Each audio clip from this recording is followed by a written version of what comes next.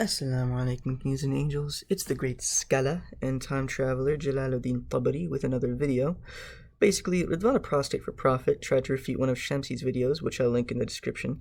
And basically, Shamsi pointed out the hypocrisy and double standards of atheists, where they demand physical and visual evidence to prove the existence of God, but not of anything else, such as the virus. So I decided rather than make you sit through torture and watch Ridvan's video and cry and laugh, because you will cry and laugh, I put myself through that pain and made a video. Now, before I start the clip, I will warn you that Ridvan does not know how to do laundry, so his shirt is extremely dirty. Maybe one of his fans can link him a video on how to wash shirts. Actually, please link him a video on how to wash shirts. Anyways, that was just a friendly disclaimer, so let's start the clip.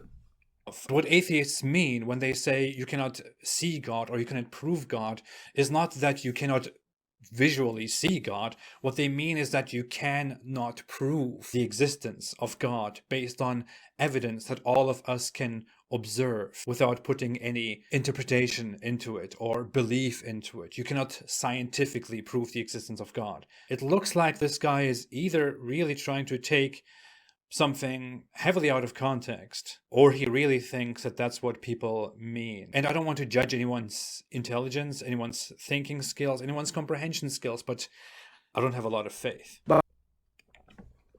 Okay, Ridvan, so there's a few points to unpack here. First, what is your criteria as proof? Who decides what proof is? Because isn't proof subjective? Who decided that our flawed faculty of vision is objective proof? When did they decide it, and how did they have the authority to decide that? For example, if I looked at a dial while staring forward, I might say that the dial is definitely on 4, but if you were off to the side, you might say for sure that the dial is on 5. If our eyesight is subjective, what makes it not just a reliable truth, but also a necessary proof for anything to exist, such as a creator? Now, your second point was that the proof shouldn't require any faith or belief. Well, when you look through a microscope, you have faith that it's operable. You believe that your eyes aren't betraying you. Now, if we go back to the dial analogy, you have as much faith as I do, yet one of us is completely wrong. Faith is all interpreted differently and on different levels. One could say, Ridvan, that it takes a lot more faith to believe that the entire universe was created by chance than by a creator. Perhaps you are the one with more faith and less evidence.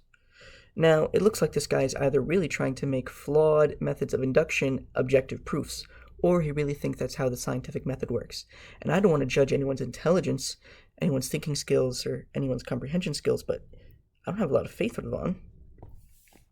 That's the easy part. It is not just the scientists who see the coronavirus. We have a lot of means nowadays to see the coronavirus. We can take blood examples and can directly see the coronavirus. We can directly observe it. We can look at it. It is physically there. You can put it under a microscope and look at this coronavirus. And that is not just something that scientists, who are people distinguished from society, do. Scientists are people like you and me. I wouldn't say like you, but I'm sorry.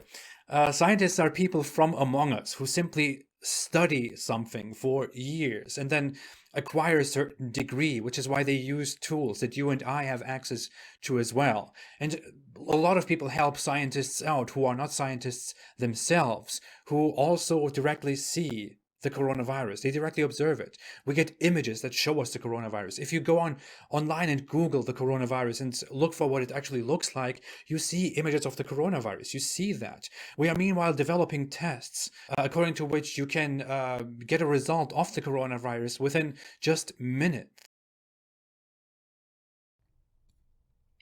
Okay, so before I continue on to Ridvan's points, I wanted to point out that Big Brain Ridvan here gave us his definition of a scientist, which he believes himself to be a scientist. He said that a scientist is a man who studies something for years and acquired a degree and now uses tools. Now, I hope I don't have to explain why I found that funny. Anyways, Dirty Shirt Ridvan is talking about various methods to prove the existence of the disease. He brings up testing and says it's physically there. Ridvan takes a subjective analysis of testing and uses it as his criteria. Why, Ridvan, is your criteria of testing the best criteria? Why is it so foolproof? Let's play your game and use your logic, Ridvan. How do you know the test is accurate? How do you know your eyes aren't wrong? How do you know that it's not a fake that the test came back with? If we play the game of atheists who bring up other explanations without a shred of evidence to fit their criteria, I'll get that in a minute, if we play this little game, we can say that nothing can be trusted and that nothing is real. Maybe that's why Ridvan just gave up on his laundry? Ridvan, trust me, your clothes are real, please wash them. Anyways, Let me reiterate the point on atheists lacking the same type of evidence that they demand theists to bring. They want visual evidence of a creator, a picture, a video, a microscope, a telescope. But these very same atheists believe in something called macroevolution. No one, and I repeat, no one, has ever observed, taken videos, or seen any evidence, not a shred, that clearly demonstrates macroevolution.